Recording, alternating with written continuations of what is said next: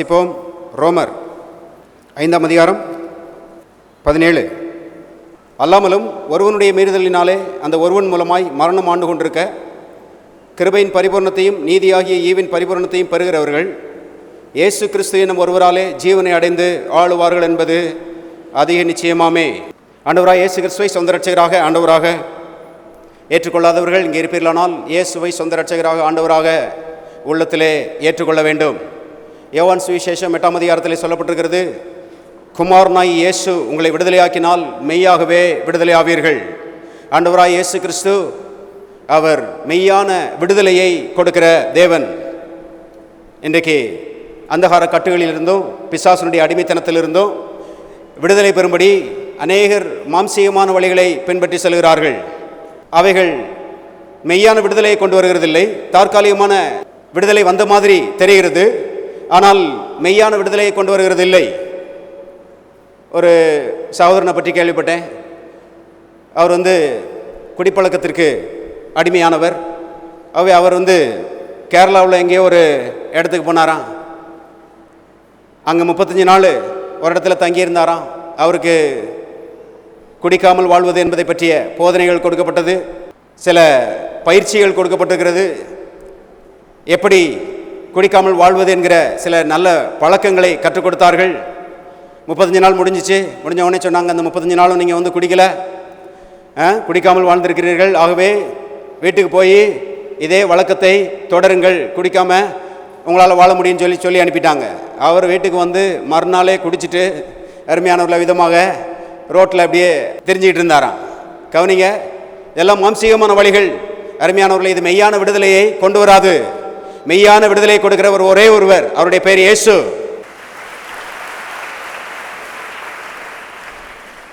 மனிதர்களை விடுதலையாக்கும்படி, அடிமைத்தனத்திலிருந்து சுயாதீனம் உள்ளவர்களாக மாற்றும்படி இயேசு இதற்காக சிலுவையில் கரையும் கொடுத்திருக்கிறார். சிலுவையில் அதற்காக பாடுபட்டிருக்கிறார். சிலுவையில் அதற்காக ரத்தம் சிந்தி இருக்கிறார். அவர் இயேசுவை ஒரு மனிதன் ஏற்றுக்கொள்ளும் பொழுது அவனுடைய வாழ்க்கையிலே இயேசுவின் ரத்தம் வேலை செய்கிறது. இயேசுவின் ரத்தம் அடிமைத்தனத்தை உடைக்கிறது, சிறைச்சாலையை உடைக்கிறது. இயேசுவின் ரத்தம் அந்த மனிதனை சுயாதீனனாக மாற்றுகிறது. வாழ்க்கையிலே மெய்யான விடுதலை உண்டாகிறது, சமாதானம் உண்டாகிறது. ஆகவே ஆண்டவராக இயேசு கிறிஸ்துவை சொந்த இரட்சகராக ஆண்டவராக ஏற்றுக்கொள்ளாதவர்கள் இங்கே இருப்பீர்களானால், இயேசுவின் உள்ளத்துக்குள்ளே வாரும், நீர் ஆண்டவர் என்று அவருக்கு அழைப்பு கொடுத்து இயேசுவை ஆண்டவராக இரட்சகராக உள்ளத்திலே ஏற்றுக்கொள்ளுங்கள். இயேசுவை ஆண்டவராக இரட்சகராக ஏற்றுக்கொண்ட தேவனுடைய மக்களுக்கு அருமையானவர்களே, தேவன் அதிகாரத்தையும் ராஜரீகத்தையும் வல்லமையையும் கொடுத்திருக்கிறார் என்று நாம் இங்கே பார்க்கிறோம். இயேசு கிறிஸ்து என்னும் ஒருவராலே ஜீவனை அடைந்து ஆளுவார்கள் என்பது அதிக நிச்சயமாமே. எத்தனை பேர் இயேசுவை ஆண்டவராக ஏற்றுக்கொண்டிருக்கிறீர்கள்? எல்லாரும் சொல்லுவோம், இயேசு கிறிஸ்து என்னும் ஒருவராலே நான் ஜீவனை அடைந்து இந்த உலகத்திலே ஆளுகை செய்வேன். மறுபடியும் சொல்லுவோம், இயேசு கிறிஸ்து என்னும் ஒருவராலே இந்த ஜீவனிலே நான் ராஜாவை போல ஆளுகை செய்வேன்.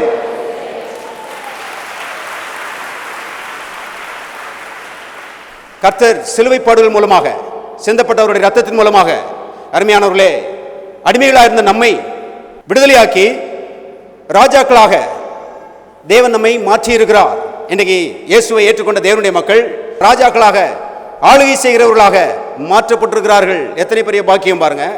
இதற்காக நாம கரையும் கொடுக்கல, இதற்காக நாம பாடுபடலை.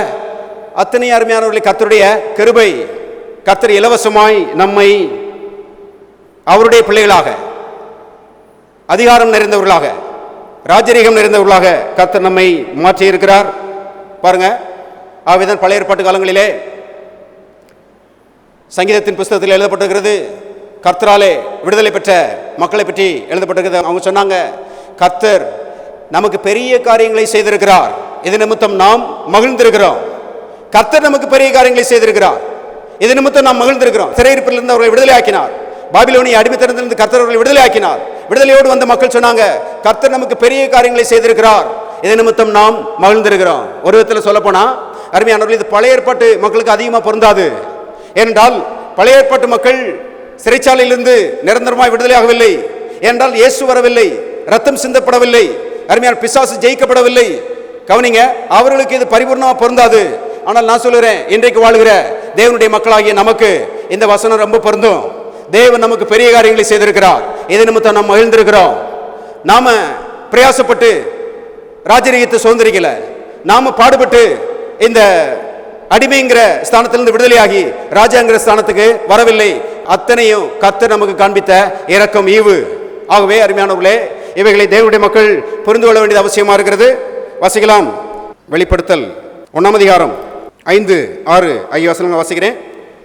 உண்மையுள்ள சாட்சியும் மரித்தோரிலிருந்து முதற் பிறந்தவரும் பூமியின் ராஜாக்களுக்கு அதிபதியுமாகிய இயேசு கிறிஸ்துவினாலும் உங்களுக்கு கிருபையும் சமாதானமும் உண்டாவதாக. நம்மிடத்தில் அன்பு கூர்ந்து தமது இரத்தத்தினாலே நம்முடைய பாவங்களற நம்மை கழுவி தம்முடைய பிதாவாகிய தேவனுக்கு முன்பாக, எல்லாரும் சேர்ந்து வாசிங்க, நம்மை ராஜாக்களும் ஆசாரியர்களும் ஆக்கின அவருக்கு மகிமையும் வல்லமையும் என்றென்றைக்கும் உண்டாயிருப்பதாக. ஆமேன். பாருங்க, 5ஆம் வசனத்தில் எழுதப்பட்டிருக்கிறது, பூமியின் ராஜாக்களுக்கு அதிபதியுமாகிய இயேசு கிறிஸ்து. எல்லாரும் சொல்லுவோம், பூமியின் ராஜாக்களுக்கு அதிபதியா இருக்கிற இயேசு கிறிஸ்து. பூமியின் ராஜாக்களுக்கெல்லாம் அதிபதினா என்ன அர்த்தம்னா ராஜாதி ராஜான்னு அர்த்தம். இன்னைக்கு அநேகர் இயேசு பற்றி சொல்லும்போது, இயேசு சாதாரண ஒரு மனுஷன், அவர் தச்சை வீட்டில் பிறந்தாரு என்று சொல்லுகிறார்கள். இன்னும் சிலர் சொல்றாங்க, அவர் இறைவனிடத்தில் வந்த தீர்க்கதரிசி என்று சொல்லுகிறார்கள். மக்கள் என்ன சொல்லுகிறார் என்பதை வைத்து நாம் ஒரு முடிவுக்கு வர முடியாது. அருமையானவர்கள், இயேசு கிறிஸ்து யார் என்பதை கண்டுகொள்ள வேண்டுமானால் சத்தியத்தை பார்க்க வேண்டும். சத்திய வேதம் சொல்லுகிறது, பூமியின் ராஜாக்களுக்கு அதிபதியாயிருக்கிற இயேசு கிறிஸ்து ராஜாதி ராஜா. கவனிங்க, இயேசு கிறிஸ்து ராஜாதி ராஜா மட்டுமல்ல, அவரை விசுவாசிக்கிற நம்மை அருமையானவர்களே தம்முடைய ரத்தத்தினாலே கழுவி அவரை போல ராஜாக்களாக என்ன செய்திருக்கிறார், மாற்றி இருக்கிறார். எழுதப்பட்டிருக்கிறது, நம்மிடத்தில் அன்பு கூர்ந்து தம்முடைய ரத்தத்தினாலே நம்மை பாவங்களற கழுவி நம்முடைய பிதாவாகிய தேவனுக்கு முன்பாக நம்மை ராஜாக்களாக ஆக்கி இருக்கிறார். ராஜாக்களாக ஆக்க போறாருன்னு போடல. பரலோகத்தில் போய் இன்னைக்கு அநேகர் ஆளுகை செய்வோம் என்று யோசித்துக் கொண்டிருக்கிறாங்க. இந்த பூலோகத்தில் பெரிய மேன்மைகள் கிடையாது, இந்த பூலோகத்தில் ஆளுகை கிடையாது, அதிகாரம் கிடையாது. இந்த பூலோகத்தில் சாதாரண ஒரு வாழ்க்கை தான் வைக்கப்பட்டிருக்கிறது. பரலோகத்தில் தான் ஆளுகை அதிகாரம் எல்லாம் வைக்கப்பட்டிருக்கிறது என்று அநேகம் ஆயிரம் விசுவாசிகள் நம்புகிறார்கள். ஆனால் அருமையானவர்களே, ராஜாக்களாக ஆக்க போறார் பைபிள்ல போடல. இங்க எழுதப்பட்டிருக்கிறது, தம்முடைய பிதாவாகிய தேவனுக்கு முன்பாக நம்மை ராஜாக்களாக ஆக்கி இருக்கிறார். நாம் ராஜாக்களாக அதிகாரம் நிறைந்தவர்களாக ஆளுகை செய்கிறவர்களாக இயேசுவின் கல்வாரி புண்ணியத்தின் மூலமாக ஆக்கப்பட்டிருக்கிறோம் என்று வேதம் சொல்கிறது. விசுவாசிக்க வேண்டியது அவசியமா இருக்கிறது. ஆழமாய் இந்த சத்தியங்களை பற்றி பிடிக்க வேண்டியது அவசியமா இருக்கிறது. தேவனுடைய மக்கள் அடிமைகள் அல்ல, தேவனுடைய மக்கள் சாதாரணமானவர்கள் அல்ல, தேவனுடைய மக்கள் பிச்சைக்காரர்கள் அல்ல, தேவனுடைய மக்கள் ராஜாக்கள். இயேசு அவர்களை ராஜாக்களாக மாற்றி இருக்கிறார். எத்தனை பேர் ஆமென் சொல்றீங்க? எல்லாரும் கரங்களை தட்டி கர்த்தரை ஸ்தோத்திரிப்போம். பாருங்க, கிறிஸ்துவுக்குள் அதிகாரம் நிறைந்தவர்களாக ஆளுகை செய்கிறவர்களாக நாம் இருக்கிறோம் என்று விசுவாசிப்பது இது பெருமை கிடையாது. சிலர் இதை கேட்ட மாத்திரத்தில் என்ன பெருமையா பேசுறாங்க அப்படின்னு சொல்லி யோசிக்கிறாங்க. இது பெருமை கிடையாதுங்க. சத்தியத்தினால் அருமையானவர்களே உள்ளத்தில் ஏற்படுகிற ஒரு நிச்சயம், இது உரிமையாய் பேசுகிற ஒரு அனுபவம். அநேகர் என்ன யோசிக்கிறாங்கன்னா, தாழ்மை என்றால் சட்டையும் பேண்டையும் கழட்டிட்டு ஜிப்பா போட்டுக்கிறது, அதான் தாழ்மை நினைச்சிட்டு இருக்கிறாங்க. சில அம்மாமார் நினைச்சிட்டு இருக்கிறாங்க, நகையை கழட்டிட்டா அதுதான் தாழ்மை நினைச்சிட்டு இருக்கிறாங்க. வெளியே சில மாற்றங்களை ஏற்படுத்துவது அது உண்மையான தாழ்மை இல்லை என்பதை தெரிந்து கொள்ளுங்கள். தாழ்மை என்பது அருமையானவர்களே தேவன் என்ன சொல்கிறாரோ அதை அங்கீகரிப்பது தான் தாழ்மை. மரியாதை பற்றி எழுதப்பட்டிருக்கிறது, கர்த்தர் தம்முடைய அடிமையின் தாழ்மையை நோக்கி பார்த்தார் என்று சொல்கிறாள். அதுக்கு பிறகு சொல்றா, நான் ஆண்டவருக்கு அடிமை, உம்முடைய வார்த்தையின்படி எனக்காக கடவுது. தாழ்மையுள்ள மரியாதை சொல்கிறாள், உம்முடைய வார்த்தையின்படி எனக்காக கடவுது. ஆகவே வார்த்தையை விசுவாசிக்கிறது தான் உண்மையான தாழ்மை என்பதை தெரிந்து கொள்ளுங்கள். வார்த்தை சொல்லுகிறது, இயேசு கிறிஸ்துவோட ரத்த புண்ணியத்தினாலே நம்மை ராஜாக்களாக அதிகாரம் நிறைந்தவர்களாக மாற்றி இருக்கிறார் என்று வேதம் சொல்லுறது. பாருங்க, இதெல்லாம் அநேக மக்களுக்கு ஒன்றும் தெரியாது. ரட்சிக்கப்பட்டிருப்பாங்க, ஆவி பெற்றிருப்பாங்க, ஞானஸ்நானம் பெற்றிருப்பாங்க, ஆலயத்துக்கு போவாங்க. ஆனால் அருமையான இந்த சத்தியம்லாம் எதுவும் தெரியாது. பாருங்க, ஆகவே வாழ்க்கையில் எந்த முன்னேற்றமும் இல்லை. அடிமைத்தனமாகவே இருக்கிறது. பெரிய விடுதலைகள் இல்லை. ஒரு சூப்பர் லைஃப், ஒரு உயர்ந்த ஒரு வாழ்க்கையுடைய பங்காக மாறவில்லை. காரணம், சத்தியம் விளங்கவில்லை. சத்தியம் விளங்குமானால் அருமையான வாழ்க்கை சாதாரணமான வாழ்க்கையாக இருக்காது, அசாதாரணமான ஒரு வாழ்க்கையாக இருக்கும். பாருங்க, நான் இயேசுவை ஏற்றுக்கொள்வதற்கு முன்பதாக பாருங்க, நான் ஒரு சினிமா பைத்தியம். சினிமா நான் அப்படி ஓடுவேன், வெறியாக ஓடுவேன். நான் காலேஜில் படிச்சுட்டு இருந்தேன், அங்கே ஹாஸ்டலில் தங்கியிருந்தேன். பாருங்கள், அங்கே காமன் ரூம் ஒன்று இருக்கும். அங்கே நியூஸ் பேப்பர்லாம் காலையில் போட்டு போயிடுவாங்க. இந்த விரும்புகிற மாணவர்கள் அங்கே போய் நியூஸ் பேப்பர் வாசிக்கணும்னா வாசித்துக்கிடலாம். பாருங்கள், நான் வந்து காலையில் எழுந்திரிச்சு அந்த ரீடிங் ரூமுக்கு போகும்போது அங்கே சிலர் வாசிச்சுட்டு இருப்பாங்க. நான் வந்து அந்த பேப்பரில் இந்த சினிமா பற்றி போட்டுக்கிற அந்த பேப்பரையே தேடுவேன். பாருங்கள், தேடி எந்த தேட்டரில் என்ன படம் ஓடுது, எந்த கிளாஸை கட் பண்ணிவிட்டு எப்படி இந்த தேட்டருக்கு ஓடலாம், எத்தனை நம்பர் பஸ்ஸு, இப்படியே யோசிச்சுட்டு இருப்பேன். பாருங்கள், அப்படி ஒரு அடிமை வாழ்க்கையில் பாருங்கள், எந்த நிம்மதியும் கிடையாது, எந்த ஜெயமும் கிடையாது. அப்படிப்பட்ட ரீதியிலே வாழ்ந்து கொண்டிருந்தேன். அந்த மாதிரி நாட்களில் ஒரு சகோதரன் என்னை ஆலயத்துக்கு கொண்டு வந்தார். ஆலயத்துக்கு வந்தேன், இயேசுவை ஆண்டவராக ஏற்றுக்கொண்டேன், மூலிகை ஞானஸ்நானம் பெற்றேன். ஒரு சில மாதங்கள் ஆனது. அருமையானவர்களே, ஆவியில் நல்லா தேவகுமாரனாக மறுபடியும் பிறந்துட்டேன். ஆனால் சில அடிமைத்தனங்கள் அருமையானவர்களே தொடர்ந்து இருந்து கொண்டே இருந்தது. ஒரு 2-3 மாதம் கழித்து எனக்கு ஞாபகம் இருக்குது, சினிமாவுக்கு ஓடி போயிட்டேன். பாருங்கள், 23 ஆண்டுகளுக்கு முன்பதாக அங்கே சினிமாவுக்கு போய் அங்கே கவுண்டரில் நின்றுட்டு இருக்கும்போது லேசாக அப்படி சுற்றி பார்த்துக்கிட்டேன், தெரிஞ்சவங்க யாராவது வந்துட்டாங்களான்னு. அப்புறம் யோசிப்பேன், பாஸ்டர் ஒரு வேளை கிட்ட பைக்கில் வந்தாலும் வந்துருவாருன்னு சொல்லி டிக்கெட் எடுத்துகிட்டு உள்ளே போனேன். பாருங்கள், உள்ளே போனால் என்னால் சினிமா பார்க்க முடியல. அருமையானவர்களே, நான் மறுபடியும் பிறந்திருக்கிறேன், நான் ஆண்டவருடைய பிள்ளையாக மாறிக்கிறேன், முழு ஈடுபாடோட என்னால் பார்க்க முடியல. அவை பாதியில் எழுந்துச்சு ஓடியாந்துட்டேன். பாருங்க, ஆனால் எனக்குள்ள ஒரு அங்கலாய்ப்பு. நம்ம வந்து ஆண்டவரை ஏற்றுக்கொண்டோமே, நம்ம வந்து மூலிகை ஞானஸ்நானம் பெற்றிருக்கிறோமே, நம்ம ஆலயத்துக்கு போயிட்டு இருக்கிறோமே, ஏன் இந்த அடிமைத்தனங்கள் இருக்கிறது, ஏன் ஒரு பெரிய சுயாதீனம் உண்டாகலை, ஏன் விடுதலை உண்டாகலைன்னு சொல்லி பெரிய அங்கலாய்ப்பு என்னுடைய வாழ்க்கையில் இருந்து கொண்டே இருந்தது. ஆனால் அருமையானால் தொடர்ந்து ஆலயத்துக்கு வர ஆரம்பித்தேன், தொடர்ந்து இந்த சத்தியங்களை கேட்க ஆரம்பித்தேன், தொடர்ந்து இப்படிப்பட்ட சத்தியங்களை குறித்த புஸ்தகங்களை வாசிக்க ஆரம்பித்தேன். நான் சொல்லுகிறேன் அருமையான கொஞ்சம் கொஞ்சமாக இந்த மனது தெளிவடைய ஆரம்பித்தது. நீ ஒரு அடிமை கிடையாது, நீ சினிமாவுக்கு அடிமையாக இருக்க வேண்டியதில்லை, நீ வந்து எந்த கெட்ட பழக்கத்துக்கும் அடிமையாக இருக்க வேண்டியதில்லை, நீ எந்த பிசாசுடைய செயல்களுக்கும் அவனுடைய வல்லமைக்கும் நீ அடிமையாக இருக்க வேண்டியது அவசியம் இல்லை. இயேசு உன்னை ராஜாவாக்கி இருக்கிறாரு, எல்லாத்தையும் நீ கீழ்ப்படுத்த முடியும், நீ ராஜாவை போல ஆள முடியும் என்ற சத்தியத்தை அருமையான திரும்ப திரும்ப தொடர்ந்து கேட்டேன். அருமையானவர்களே, மனதிலே தெளிவுகள் ஏற்பட ஆரம்பித்தது. நான் சொல்லுகிறேன், கொஞ்ச நாளில் இந்த அடிமைத்தனங்கள் எல்லாம் ஒளிஞ்சு போச்சு.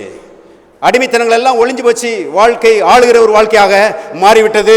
அருமையானவர்களே, ஆளுகிற வாழ்க்கையாக மாறிவிட்டது மட்டுமல்ல, ஆசீர்வாதமும் பெருக ஆரம்பிச்சிருச்சு. பாருங்க, இன்றைக்கும் சிலர் யோசிச்சுட்டு இருக்கலாம், நானும் இயேசுவை ஏற்றுக்கொண்டிருக்கிறேன், நானும் ஞானஸ்நானம் எடுத்திருக்கிறேன், என் வாழ்க்கையிலையும் சின்ன சின்ன அடிமைத்தனங்கள் இருக்குதுன்னு சொல்லி நீங்க யோசிச்சுட்டு இங்க உட்கார்ந்துட்டு இருக்கலாம். கர்த்தருடைய ஆவியானவர் உங்கள்கிட்ட பேசிட்டு இருக்கிறாரு.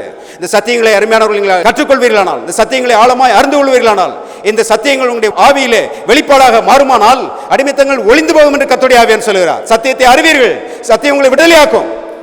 சத்தியம் அருமையான விடுதலையாக்குறதா இருக்கிறது. சத்தியத்தை அறிகிற அறிவு அருமையானவர்களே பெரிய விடுதலையும் சுயாதீனத்தையும் கொண்டு வருகிறது.